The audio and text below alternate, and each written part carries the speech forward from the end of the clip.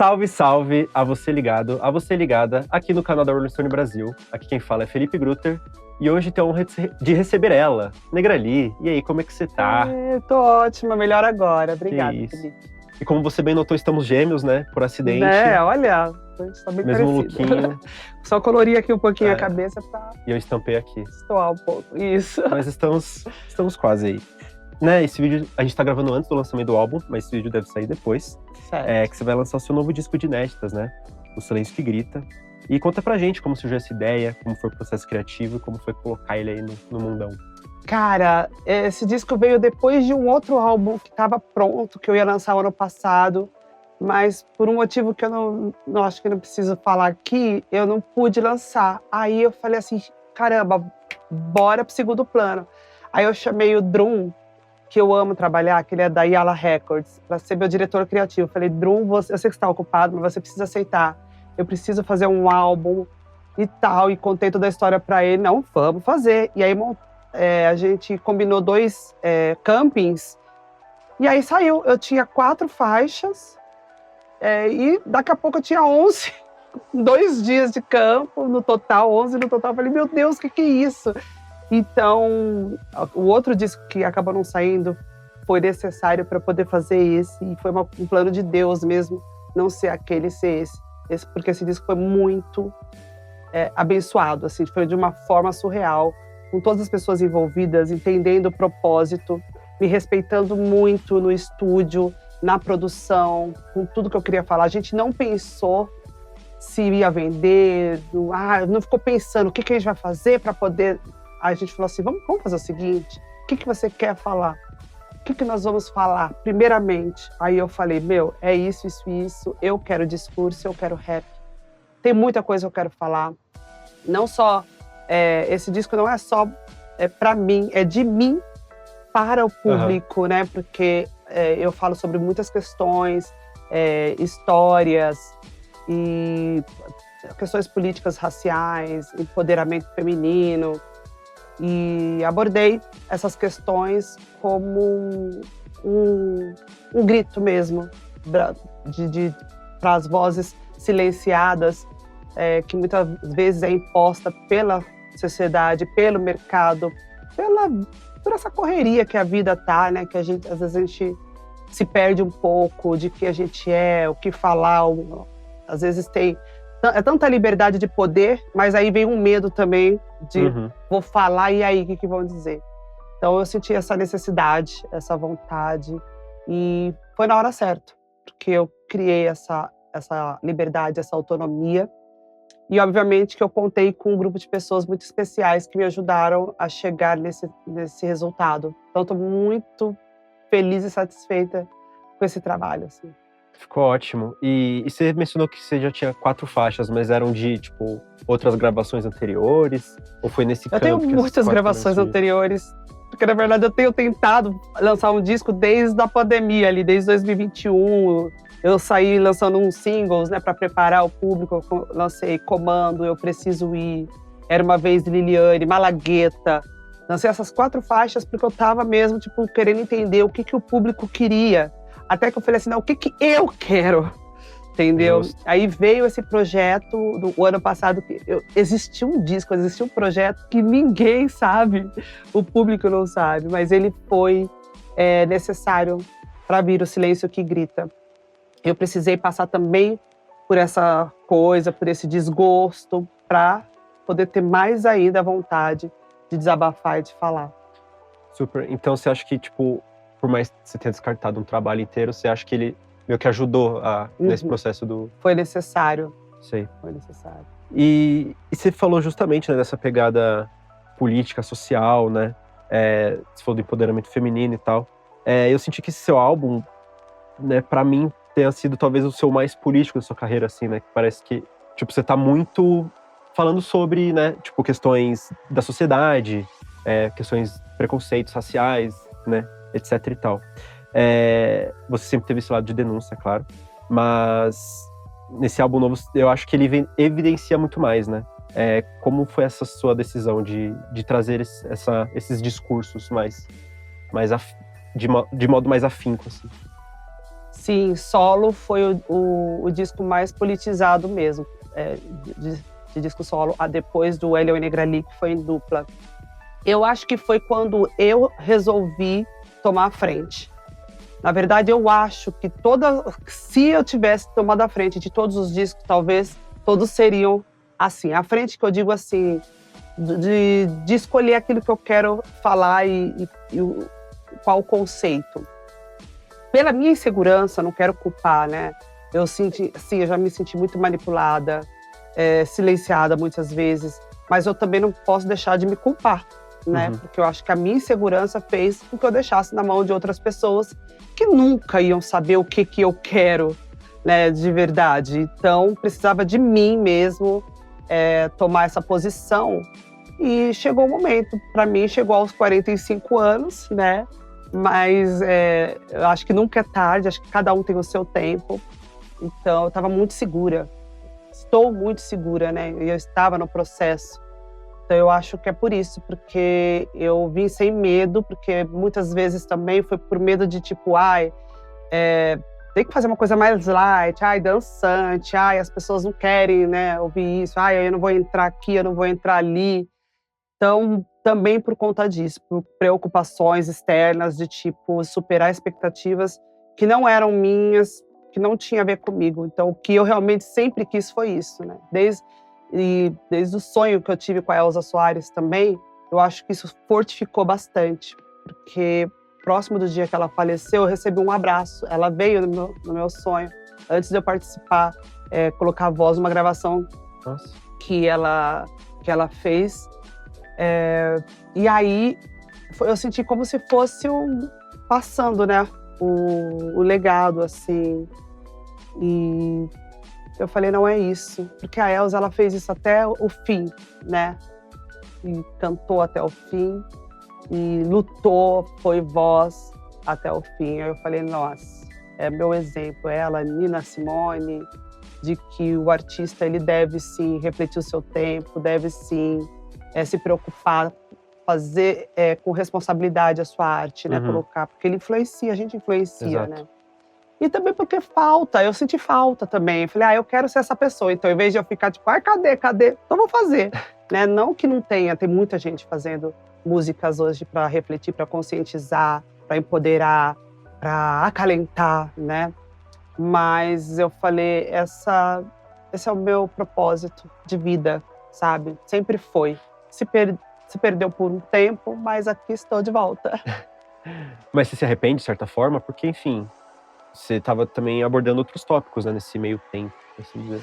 Eu não me arrependo de nada, porque eu sempre penso que tudo que eu fiz me levou ao que eu sou hoje, a chegar até aqui.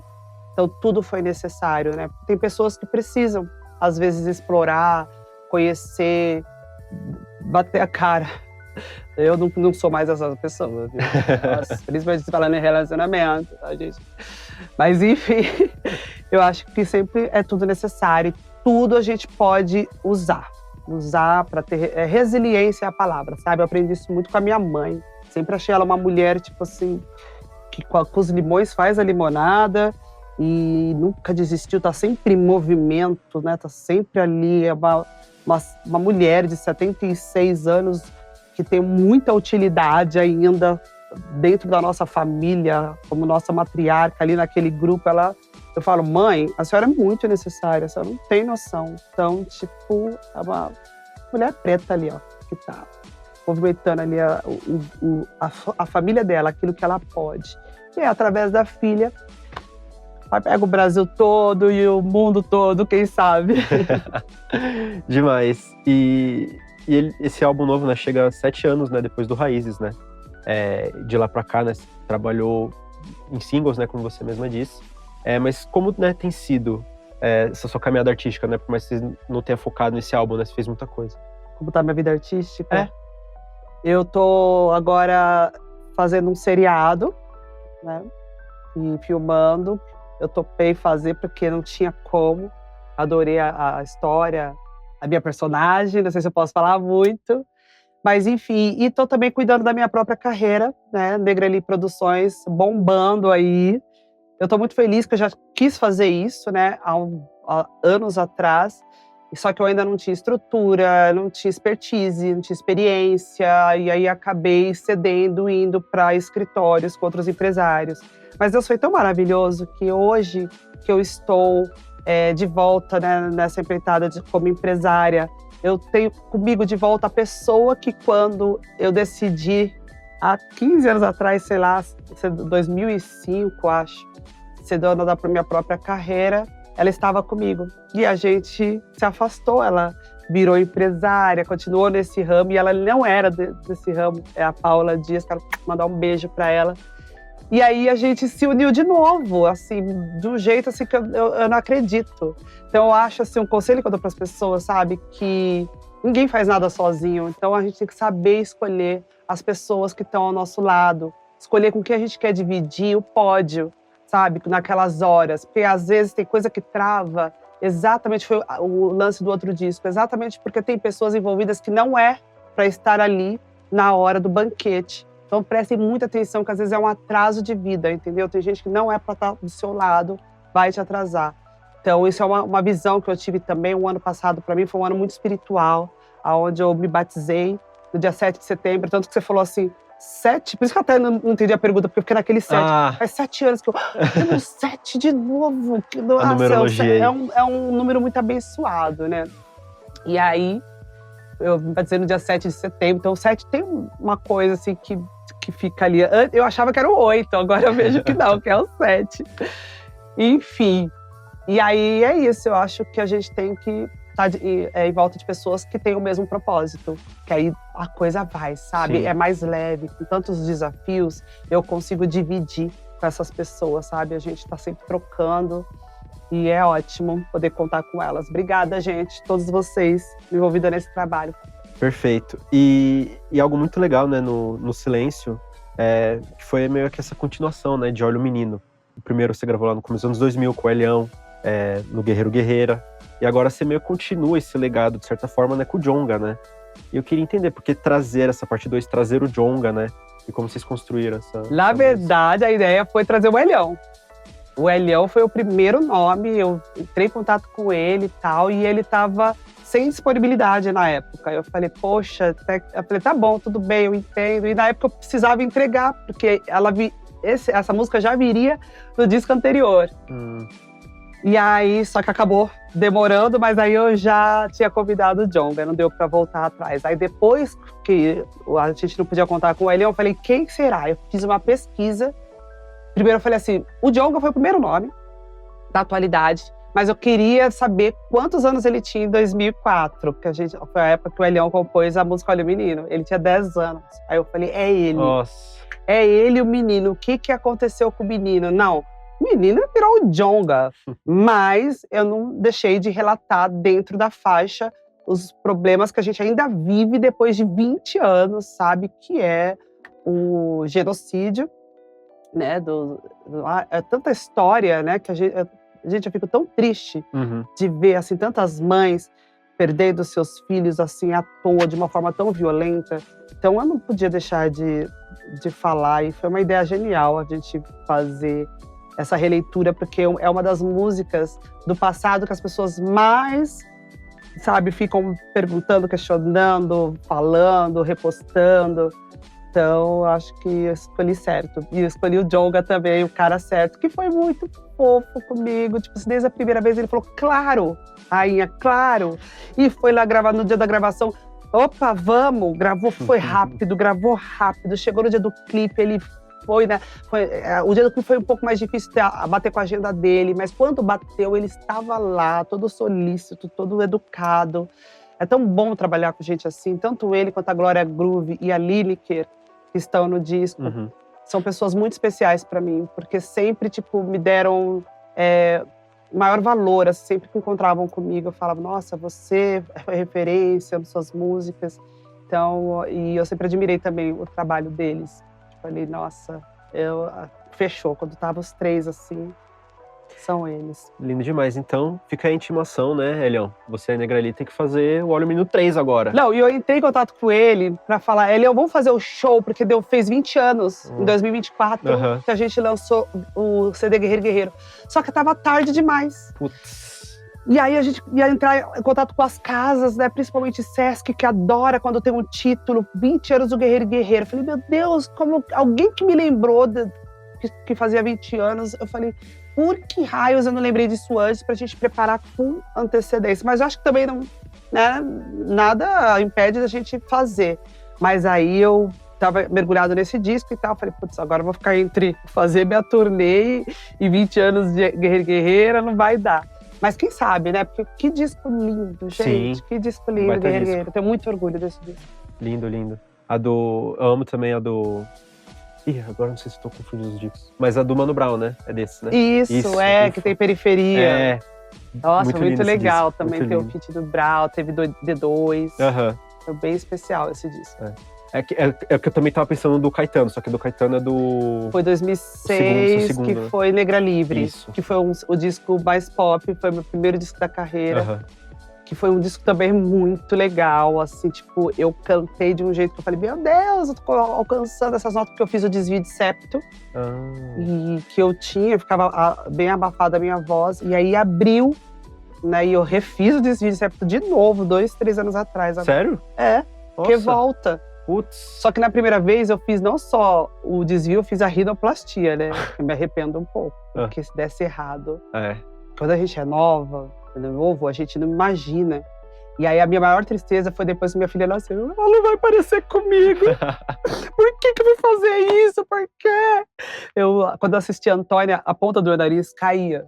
Sabe aquelas pontinhas aqui, quadradinha, que faz assim? Que o tamanho dele era perfeito. Então, o clipe Você Vai Estar na Minha, eu não tenho ali, era linda, maravilhosa. Só que eu via um perfil no seriado que você não consegue ver. Você tem que se virar, você não consegue ver. É só nesse perfil que você não se vê que eu percebia que a ponta caía. Então eu só queria que essa ponta não ficasse caída de perfil. Só isso. Ainda bem que a médica era maravilhosa, ainda bem que deu tudo certo. Eu me amo do jeito que eu sou, mas eu não faria. Nossa, eu trabalharia a minha mente pra gostar da minha ponta caída. Falo pra minha filha, quando ela vê, eu não pira. Você já viu a minha filha? Não. Perfeição, mas eu morro de ciúmes que as pessoas falam que ela parece com a Isa. Sério? Puta Já falei isso pra Isa, a Isa falou, imagina, era a sua cara! Tipo, eu vi foto assim, mas não Ela é linda, é uma musa. Né, voltando pra esse tópico das parcerias, né?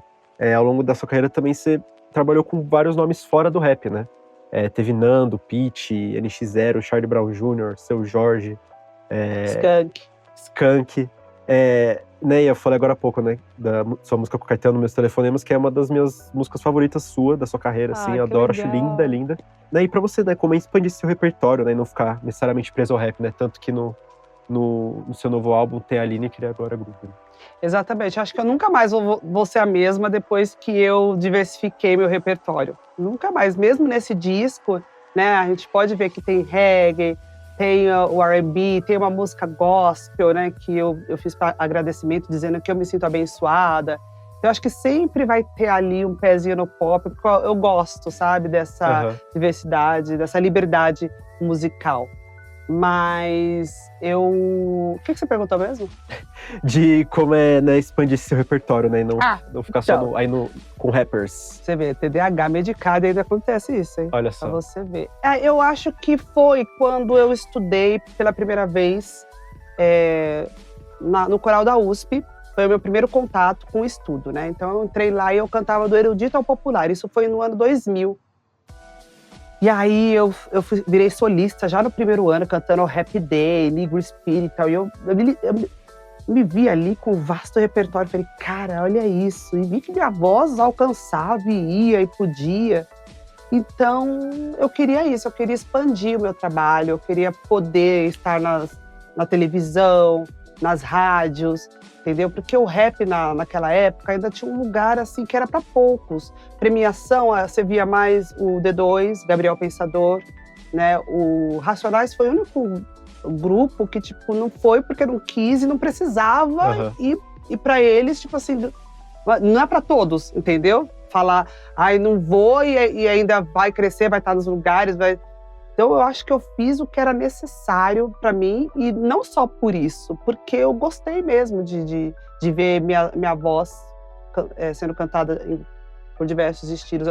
Fiz muito também projetos com samba, a gravadora sempre me colocava naquele bossa, alguma coisa, não sei se é bossa nova, alguma coisa assim, onde artistas se juntavam e iam lá para, não sei se era Campos do Jordão, e faziam um DVD, né, cantando, interpretando canções da bossa nova. E eu sempre estava lá. Então, já cantei, nossa, com lendas assim do samba. E eu acho isso incrível poder cantar essas músicas. E o Chorão sempre falou isso pra mim. Li, você pode muito mais. Eu vejo você como uma diva. Sua voz alcança canções assim de níveis, sabe? Eu enxergo você, ele falava, como uma diva da música brasileira. Então, não fica só no rap, ele falava, né? E demorei pra ouvi-lo, viu? Mas lá no seu álbum ao vivo que tem a música com ele, ele não fala, ele não te descreve como diva também, né, na gravação. Né? Essa é a nossa diva, ele fala. Ele era muito fofo, ele me dava vários conselhos, assim, cara muito humano, assim, poético, até na forma de se comunicar. Então foi por isso, por todas essas coisas, assim, pela vontade mesmo de levar minha obra para todos os lugares e liberdade mesmo, experimentar minha voz. Tem um disco que eu fiz, que eu adoro esse disco, que foi em 2012, MPB Soul. Sérgio Brito escreveu várias para mim nesse disco. Deixa eu ver. 2012? Tem o Tudo de Novo. Tudo de Novo. O Rick Bonadio que dirigiu, produziu, né, esse disco, e eu fiz vários shows dele, e aí trouxe muito público diferente, pessoas mais velhas, assim, que não ouvia rap e tal. Cantei muito em teatro, as pessoas prestando atenção em mim, nossa, banda completa. Então foi um disco também que eu gostei muito de ter feito, assim, por conta disso, por ter pegado públicos diferentes. E eu li que na sua infância você cantava ali música gospel, também era muito fã da Whitney, né? Whitney Houston. Começou a se interessar pela black music antes, né, de ter essa sua proximidade com o rap na adolescência, né? E eu queria entender, né, como o rap, o hip hop, nessa cultura complexa, entrou na sua vida. Um acidente maravilhoso. Eu gostava muito de cantar, né? Foi cantando dentro da igreja, não me apresentando, né? Porque a igreja que eu frequento desde criança, a gente não tem apresentação no palco. Mas foi cantando no meu lugar, com o meu véuzinho, que uma irmã, a gente chama de irmã, ouviu minha voz cantando, falando, irmã, você tem uma voz bonita. Eu fui pra casa assim, ó.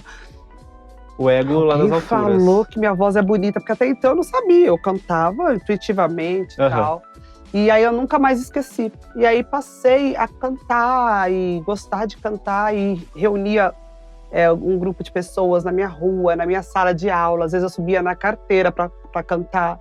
E as pessoas ficavam pedindo, eu cantava muito Embromation, porque eu não sabia nada de inglês. Eu cantava Whitney Houston. E aí foi na sala de aula que um amigo meu viu eu cantar e falou assim, cara, eu tenho um grupo de rap, você canta muito bem. A Backing Vocal tá saindo, a gente vai precisar de uma mina. Você não quer fazer? Eu falei, eu quero. Eu tinha 15 anos. Aí eu fiz alguns shows com esse grupo, né? Uns shows assim, tipo... tinha público nenhum nas casas. Você lembra o nome do grupo? Eu não lembro. Nossa, Jesus, tempo. Só sei que eles me colocaram o nome de MT Line. Não ri. Desculpa, falei. Não ri. Eu cheguei um dia e falei com respeito. Assim, eles falaram assim, a gente pensou no nome pra você, MT Line. Tá, eu fui pra casa, fui lá no dicionário. Line, linha. Aí eu botei MT. Eu falei, por que MT? Não é MC? Ele explicava o jeito, ele era muito engraçado. Porque achei legal o jeito de falar e tal. E eu falei, mas por que Line? Line significa ele. Mas parecia que é MC Light, tá ligado? MC Light. Aí colocou MT Line. Eu falei assim, beleza. E deixei. Quando eu cheguei na RZO, a RZO me salvou, né? Eles perguntaram, qual é o seu nome artístico? Eu MT Line. Eu falei, mas eu não gosto desse nome. Aí o Sandrão falou assim, qual que é o seu nome? Eu falei, Liliane. Liliane, negra. Não, ele falou Li, negra, Negra Li. Acabou. Perfeito. Foi um nome perfeito. E aí foi apresentando com esse grupo que o RZO me viu. Quando eu falei assim, olha que bom, eu decidi, eu não abandonei o grupo, porque eu falei, eu não quero mais cantar, não tá dando certo, eu tô ficando doente, a gente tá andando muito, não tá dando certo pra mim, muita madrugada, eu não ganhava nada. Falei, olha, não vai dar. Ah, tá bom, então faz esse show pra gente que é importante, tá? Vai ter o RZO lá, vai ter os caras, tá? Beleza. Eu não conhecia nada de rap, tava dentro sem conhecer. Quando a gente cantou, o RZO tava no camarim e eles ouviram minha voz. Aí o Elião pediu pro DJ, vai atrás dessa voz dessa menina, que eu tenho uma música chamada Paz Interior, que eu preciso de uma voz feminina. E o DJ veio, me procurou, me deu um bilhetinho, o nome e telefone. Virou o ano e eu não liguei. Nossa. Até que eu falei pra minha amiga, eu falei assim, olha, ligou um cara. Ela falou, mas você não deu nada aquele grupo? Eu falei, não dava, não sei o que e tal. Mas, eu recebi um bilhete aqui no grupo RZO, ainda falava assim, ela, RZO? Mano, RZO é muito famoso, cara. Tipo, depois do Racionais, esse grupo, é mesmo? Você tem que ligar, liga agora. E ela tinha telefone. Essa era uma amiga chamada Adriana. Ela era preta retinta. E a gente ia pros bailes, saía aí. Nossa, ela era muito legal. E a casa dela já tinha telefone. E ela que me ensinou a levar pros relés pretos. Ela que me levava tudo, tá? Porque filha de evangélica, né? Minha mãe não tinha som em casa. Fui ter televisão com 12 anos. Então ela que me mostrou os sons, a sonoridade assim, que eu ouvia foi através dela. Então ela que me incentivou. Daí eu liguei e me encontrei com eles. O DJ foi me buscar. Fui lá em Pirituba e essa é a minha história, assim. Por isso que eu falo que foi um acidente, né? O rap veio. Mas tinha muito a ver comigo o rap. Porque eu era muito indagadora, muito questionadora, já na sala de aula, adorava história. Muitas pessoas iam embora, eu ficava e perguntava, né? O porquê, o que era negroide, o porquê que tinha acontecido a escravização, né, tal. Então eu ficava ali e era muito boa em redação também. Então eu escrevia muito bem. Era sempre chamada para ir lá falar. Os sinais estavam lá, né? Então só faltava eu ser apresentada assim, ó.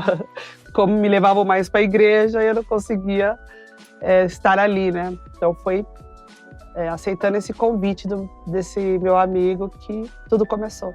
Que loucura, mas tipo, quando você falava assim pra sua mãe, tipo, nossa, eu vou cantar num grupo de rap e tal, ela ficou meio... Que legal, filha, nossa, tal. Aí eu levava as músicas, nossa, gostei, meu Deus, gostei do assunto, bonito. Meu pai, porcaria, isso aí não dá nada não, essa porcaria. Assim, meu pai, nossa. Meu pai nem... Ô, seu Elvésio, onde você estiver, te amo demais. Meu pai faleceu em 99, antes de sair o disco que eu participei do RZO. Mas a minha mãe sempre foi uma querida, sempre apoiou e disse que eu estou realizando um sonho que era escondidinho dela. Que ela canta lindamente, assim. Incrível. E também, né, que você falou da época que você começou, né, que o rap tinha outra visibilidade, né? Sim. No âmbito nacional comprador. Tipo, The Town praticamente, o desse ano, vai ter um dia que é só do rap, né? Trap, hip hop, enfim. Como se enxerga no momento do gênero hoje, especialmente, né, com tantos nomes novos surgindo, explodindo, a galera, enfim, focando aí no... Cara, eu acho o máximo, porque isso acaba me ajudando, sabe? Tipo, enquanto tiver mais nomes, enquanto eles estiverem ocupando os lugares, a gente também tem essa possibilidade de estar, né? A nova geração avançando, continuando o legado. A geração, eu não gosto de falar velha, mas a geração anterior acaba também conseguindo estar lá, conseguindo evidência, porque as pessoas sempre vão buscar da onde veio, né, os pioneiros. Então, e a gente acaba usufruindo também desse espaço que a gente cavou, mas eles continuaram depois. Então, eu acho incrível, eu gosto assim, dessa diversidade, de ter tanta gente, de ter tantos caras, e mais os caras até que estão ganhando mais dinheiro do que as minas, né? Ainda! Mas, enfim, pelo menos eles estão, né, longe do crime, fazendo sua arte. Isso é muito louco, sabe? Para quem viu a dificuldade de ver esses caras ganhando dinheiro, fazendo música de gueto, né? Música que sempre foi muito discriminada. Eu acho que a democratização da internet ajudou com que eles pudessem vencer aí esse preconceito, porque quando a gente dependia ainda de grandes gravadoras e tal, a gente tinha que estar ali sempre moldando, né, as nossas coisas, como a gente fala, e talvez até por isso que eu mudei também um pouco a forma até de vestir, por isso que hoje eu faço questão de andar assim, que eu amo, independente do lugar que eu estiver, seja avião, seja qualquer lugar, você pode me ver de touquinha, vai me encontrar de touquinha, de calça larga. Mas enfim, adoro, adoro, eu fico muito feliz de verdade, cada nome que eu vejo. E as minas do movimento, eu tenho um orgulho da forma independente delas, de como elas trabalham as carreiras, sabe? Como elas são empresárias também e fazem outras coisas além de cantar, produzem e confecção também, as DJs tomando conta de festas. Eu fico, nossa, muito feliz de estar atuante, de ainda ser jovem, para poder ver o quanto cresceu, ver o quanto evoluiu, ver essa galera nessa liberdade, com a vestimenta, com tudo. Isso é incrível. Ainda bem que eu comecei cedo pra poder estar aqui. Eu falei igual o cara com o K agora. Cedo. É verdade, mas tu fez o coraçãozinho. Caramba, te amo! Saudades de você, de rir com você. Total. E voltando um pouco pra RZO, né? Que você integrou aí por um tempo antes, né, de seguir sua carreira solo. E eu queria entender, né, como esse momento no grupo te preparou pra se tornar aí um dos pilares do rap nacional. E também é engraçado, né, que você não conhecia muito bem, né, do rap antes de entrar, né? Aí, tipo, veja só o que aconteceu depois, né? Você ficou gigante, né? Qual foi a pergunta? Como que o RZO, né, te preparou, assim, pra se tornar um dos pilares do rap também. O RZO era como uma escola. Sou muito cara de pau, né? Por isso que é bom envelhecer, gente. Fica reclamando de envelhecer. Quando a gente envelhece, a gente para de se preocupar com o que os outros vão pensar. E a gente tem essa liberdade. Qual que é a pergunta? Mas tá nem aí se ele vai achar, você vai achar alguma coisa. Mas enfim, o RZO era rapaziada da Zona Oeste. Eles eram os principais ali. Elião, Sandrão e Negro... Gente, Negrulu. DJ Negrulu. Quando eu entrei era Negrulu, que daí já mudou pro Negro Rico, depois o DJ Cia. Então era o Elião, o Sandrão e o DJ. Só que aí começou a vir os agregados, né? O Elião, ele sempre gostou de ensinar. Desde quando eu entrei lá, ele sempre compartilhou seus segredos assim, tranquilamente. Então ele sempre explicou e gostava muito de ensaiar. Ele tinha essa coisa, assim, essa veia profissional que eu acho que passou muito para mim. Foi uma escola para mim observar o Elião, porque ele gostava das coisas certas, que chegassem no horário, né, que estudassem. Então tinha lá ensaio tipo todos os dias na laje do Elião. Todo dia estava lá. Aí quem não pudesse ir um dia ou outro, beleza, mas tinha que estar lá. Então a gente acabava praticando muito. Eu observando, né, copiando os manos, jeito tal, falando, nossa, é assim. E passei a compor, escrever com o mesmo método, o mesmo flow, né? E ouvi também muitas das referências deles, que era o Tan Clan, principalmente, Method Man, nossa, Fugis, né? Foi ali que eu conheci a Lauryn Hill, mas eles ouviam as minas também, então Missy Elliott foi com eles. Ai, nossa, agora da Brett. Nossa, tem muita coisa que o RZO ouvia na van, então foi ali que eu também fui absorvendo as letras, né, a forma de compor. Então foi assim, a gente entrava, ele explicava, a gente observava, nisso veio o DBS, Sabotagem, Marrom, Lauren, né, que passou também ali na laje do Elião para entrar como backing da Dina D. Então, nossa, muita gente assim passou por lá e foi assim que eu aprendi com os melhores. Muito bom. E Li, para acabar aqui, voltando para o Silêncio que Grita, né, que com esse álbum você também está celebrando 30 anos de carreira, né? E eu queria saber como você analisa sua caminhada artística e como o que você trabalhou nesse álbum novo te prepara, né, pra daqui pra frente? Bom, eu não costumo pensar muito no futuro, sabe? Eu só quero fazer minhas coisas da melhor forma possível, colaborar com o mundo, ser melhor. E meu propósito é isso, é colaborar, né? Sendo melhor, fazer o meu melhor para as pessoas, enfim. Mas eu quero fazer uma turnê com Silêncio que Grita, quero fazer um show que vai dar continuidade a esse disco, né? Essas mensagens ao vivo. Quero levar para as pessoas essa interpretação, essa emoção aí, esse discurso.